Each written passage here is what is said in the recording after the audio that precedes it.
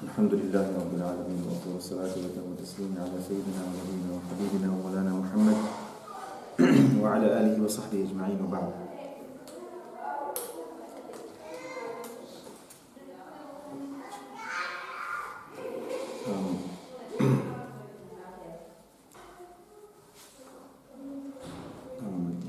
It's always a mixed feeling when Ramadan comes to an end. On the one hand, we are looking forward to Eid and to receiving the blessings that come with it, and not just in terms of enjoyment and the completion of fast, but also the promise of Allah subhanahu wa ta'ala to complete our reward and to give us the glad tidings for the whatever we have achieved during Ramadan that comes on the day of Eid. It's announced on the night of Eid, as the hadith of the Prophet ﷺ has told us, that when people go out to the Eid prayer, Allah subhanahu wa ta'ala, knowing full well what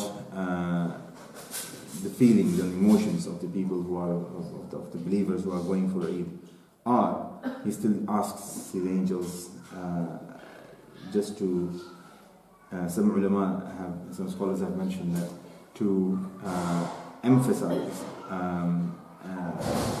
that or to make a point, because they had objected to the creation of Adam alayhi salatu wasalam, that we are enough for نحن نسبح بحمدك ونقدس لك. We are doing whatever the tasbih and taqdees and glorifying you and singing your praises, and so why do you need another creation?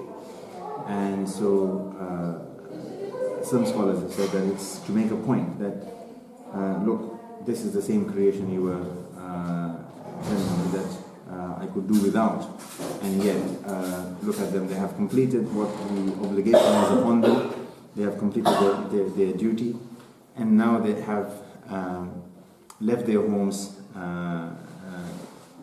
singing my praises and glorifying me loudly, the takbir of Eid that one should start immediately after the Maghrib, the last day of Ramadan, until the Eid prayer. And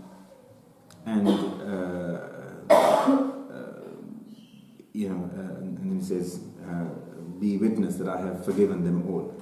So this is something that we look forward to as the end of Ramadan, at the end of Ramadan. And at the same time, it's also a sad feeling of having received this esteemed, honorable guest of Allah subhanahu wa ta'ala, and at whose departure, it's natural that one feels the feelings of sadness, and also to some extent one has to be concerned about how well did we actually receive and honor this guest of Allah subhanahu wa ta'ala. We have to be critical also.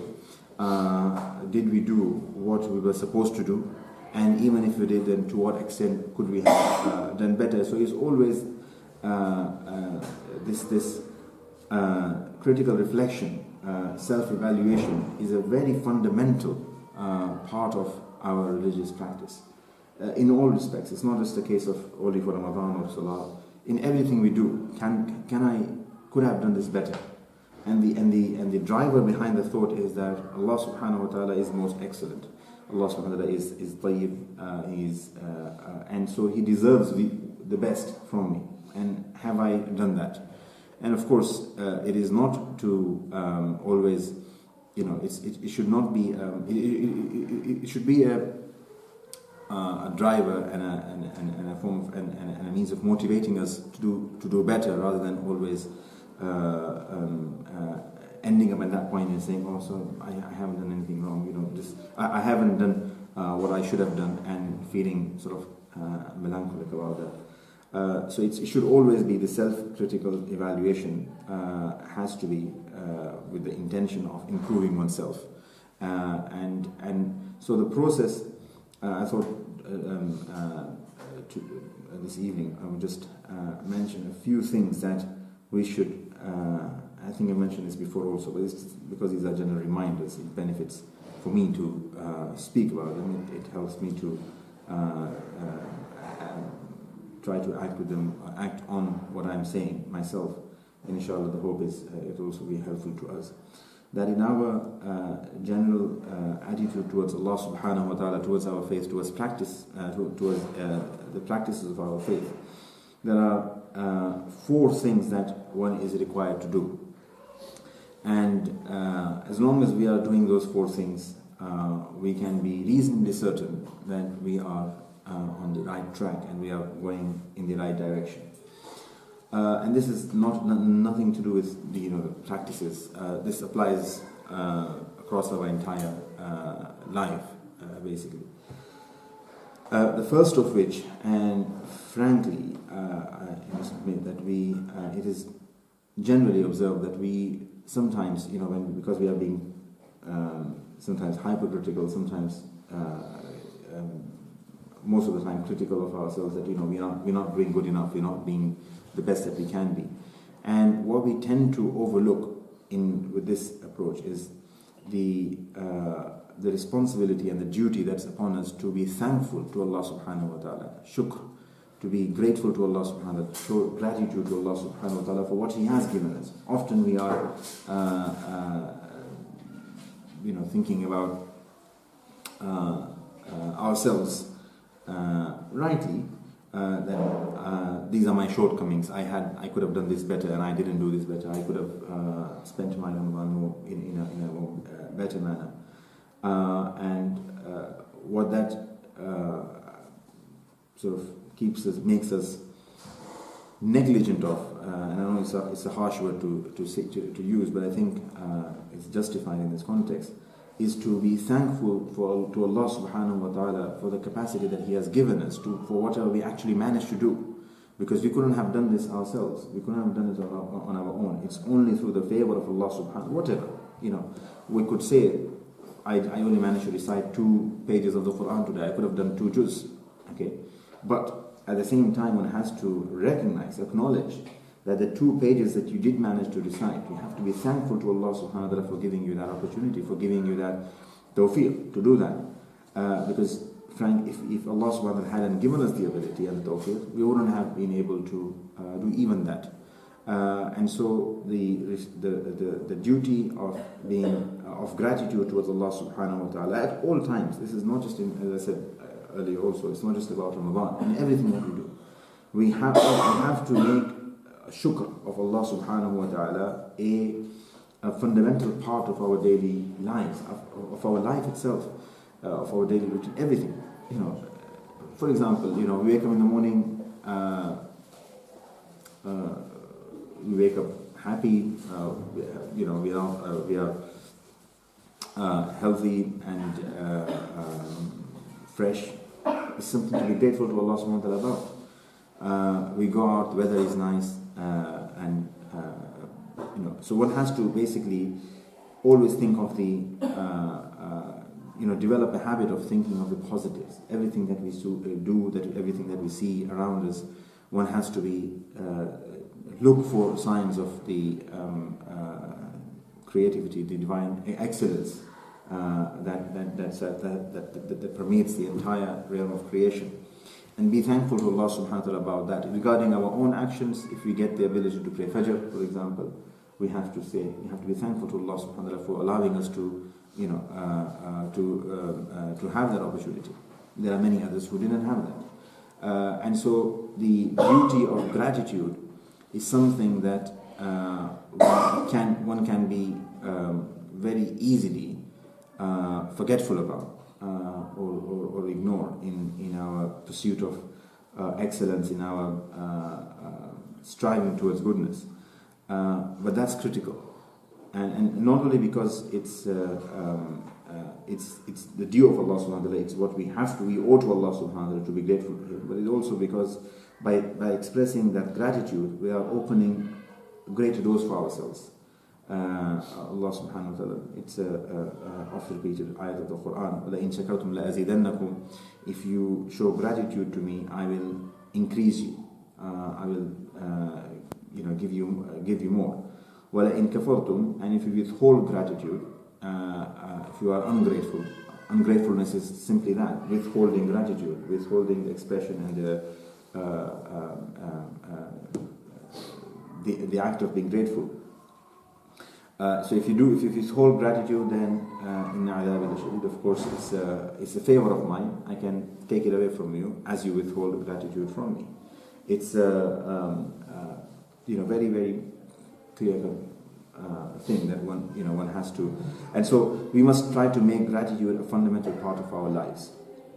For whatever the ability that Allah has given us, whatever our levels of practice, we may not be practicing 100%, or we may not be satisfied, and one can never be fully satisfied when one is giving Allah what is due to Allah subhanahu wa ta'ala. But whatever we are able to do, one has to recognize and acknowledge that this is also coming from Allah subhanahu wa ta'ala. It's a favor and a gift from Allah subhanahu wa ta'ala for which one has to be thankful.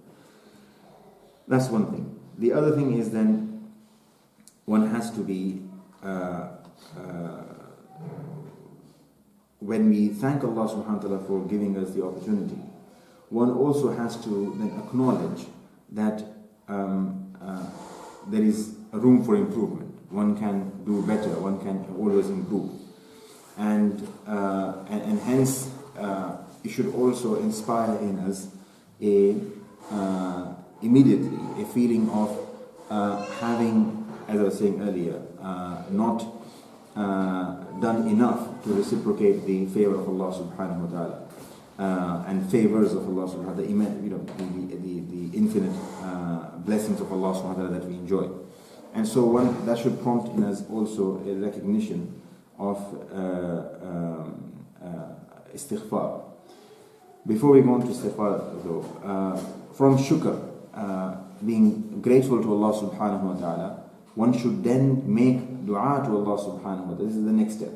One thing is to be grateful. The second thing is to then, driven and inspired by this gratefulness, one has to make dua consistently, constantly to Allah subhanahu wa ta'ala to keep us on this guidance, to allow us to always allow us to sustain this, whatever our levels of practice is, whatever we are doing. It has to be, we have to ask and plead to Allah subhanahu wa ta'ala to allow us to keep that level, maintain that level. And the dua which is in the Quran for this is رَبَّنَا لَا تُزِغْ قُلُوبَنَا بَعْدَ إِذْ هَدَيْتَنَا وَهَبْ لَنَا مِن لَدُنْكَ رَحْمَةً. That, O Allah, do not misguide us, do not deviate us once you have guided us. Once you have guided us, and gift us from you mercy. So give us mercy that prevents us from sort of deviating from this path that you have guided us to. So whatever else, even if we manage to pray 2 salat a day, okay, out of the 5, fine. We have to make dua to Allah subhanahu wa ta'ala to allow us to maintain that. And when we actively seek the assistance of Allah subhanahu wa ta'ala for that, we are also indirectly, of course, strengthening ourselves, our own resolve to remain committed to that. So that has that advantage also. So this is the second step. And the third step is then to a recognition of one's shortcoming. That looking at the great favors and blessings of Allah subhanahu wa ta'ala, and realizing that when receiving that, what does one owe to Allah subhanahu wa ta'ala, and recognizing that one has been unable to and cannot ever fulfill what is due to Allah subhanahu wa ta'ala. So this recognition of one's weakness is actually very pleasing to Allah subhanahu wa ta'ala, because Allah is expecting us to be human beings. Allah is not expecting us to be angels. Allah hasn't created us angels. And so we have been told on many occasions by the Prophet ﷺ and also in the Quran that when a person expresses his weakness, his meekness, or her meekness, or her generally, one's servitude to Allah subhanahu wa ta'ala, one's humility in front of Allah subhanahu wa ta'ala, that is the most pleasing to Allah subhanahu wa ta'ala. Because that is what we are, and to recognize and to acknowledge who we are and what we are, and to acknowledge what we are not, is all. It takes a great deal, and as we know in our own context, it takes a great amount of fortitude to do that. So when a person acknowledges his or her ubudiyyah, her servitude, her humility in front of Allah subhanahu wa ta'ala, it is very pleasing to Allah subhanahu wa ta'ala. So istighfar is this, basically to recognize that one has one has been weak in fulfilling what is due to Allah subhanahu wa ta'ala. That is the meaning of that is the essence of istighfar, and that is accompanied with humility, with remorse, with regret, and so forth. And so that is the third task that one has, to recognize one's shortcomings, to recognize one's flaws and faults, and then to ask Allah subhanahu wa ta'ala to forgive them, to wipe them away, and to enable one to be constantly improving. And then the fourth step is then to, as a result of this, to constantly strive. It doesn't mean that one has to be, within a day one has to completely change one's life and be completely, from no salah to, of course the idea is to pray, fulfill our obligations, all of the obligations, but it's a gradual process. It takes, one has to take one step at a time, and it's fine. Some might say that, well, it's an obligation for you to pray 5 times anyway. If you were praying 0 and now you're praying 1, you're still missing out 4, and you're still, which is true, and one can't deny that. But it's a process. It's one has to start gradually, and one has to continually progress in this. One can hope that if one is unable to, for whatever reason, unable to commit to the fundamental obligations, and I'm sure all of us are aware of what those obligations are, and also we are striving to the best of our ability to fulfill them. But one has to, there shouldn't be, one shouldn't stop at any particular point. There's always room for improvement. There's always room for growth, and so one has to recognize that I have to. When one recognizes one's shortcomings and acknowledges one's shortcomings and asks Allah for forgiveness, the next step is to make amends for that, and make amends for that in terms of trying to continually grow and in our faith, in observance of our faith and its practices. And that is, we can break it into 2 parts. One is to continually try to increase our knowledge of religion, and based on that, grow in our implementation of that knowledge also in action. So as long as one is, because we get questions, people have these questions in their minds as to I am sinful, will Allah, I'm in a very bad shape, I'm in a very bad state, will Allah forgive me? What do I need to do? Can I do anything? Is there any hope for me? And so as we know, that to become hope is hope from Allah subhanahu wa ta'ala is an obligation. To be hopeful from the mercy of Allah subhanahu wa ta'ala, it's an obligation, and the opposite of that is al-qunut and al-yas, is to lose hope, is forbidden. So one has to always have hope in Allah subhanahu wa ta'ala, and this is if we are, no matter what our stage and what our levels of our practice, of our observation, of our religious observance, if we do these things, if we implement these things, then inshallah we can be fairly certain that we are on the correct way, because the idea is to, it's not so much of reaching a destination as it is about continuing on a journey on the right path, on the Sirat al-Mustaqim.